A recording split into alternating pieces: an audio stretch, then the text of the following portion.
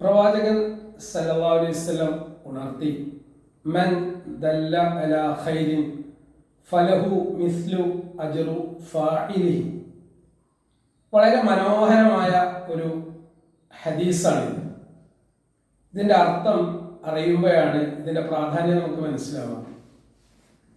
നിങ്ങൾ ഒരാൾക്ക് ഒരു നന്മ അറിയിച്ചു കൊടുക്കുകയാണെങ്കിൽ ആ നന്മ ചെയ്ത ആളുടെ തുല്യമായിട്ടുള്ള പ്രതിഫലം നിങ്ങൾക്ക് ലഭിക്കുന്നതാണ് എന്നാണ് നബി സല്ലല്ലാഹു അലൈഹി വസല്ലം പഠിപ്പിച്ചത്.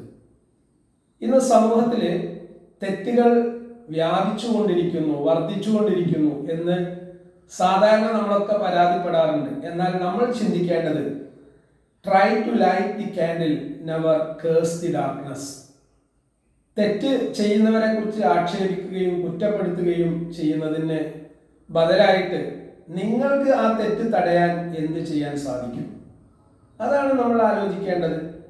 നിങ്ങൾക്കൊരു മെഴുകുതിരി കത്തിച്ചു വെക്കാൻ സാധിക്കുമെങ്കിൽ അന്ധകാരത്തെ ശപിക്കാതെ, ഇരുട്ടിനെ ശപിക്കാതെ ആ വെളിച്ചം കത്തിക്കുക, ഇരുട്ടില്ലാതാക്കാൻ വേണ്ടി നിങ്ങൾ ശ്രമിക്കുക.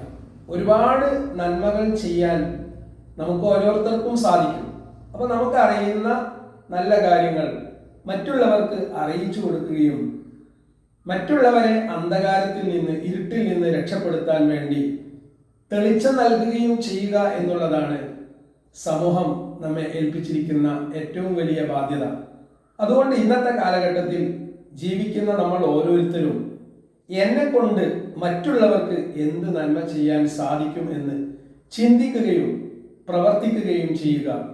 സ്വാഭാവികമായിട്ടും അള്ളാഹു നമുക്ക് ഒരുപാട് ഐശ്വര്യം, മനസ്സമാധാനം ജീവിതത്തിൽ പ്രദാനം ചെയ്യും. അതാവട്ടെ ഇന്നത്തെ നമ്മുടെ ചിന്ത.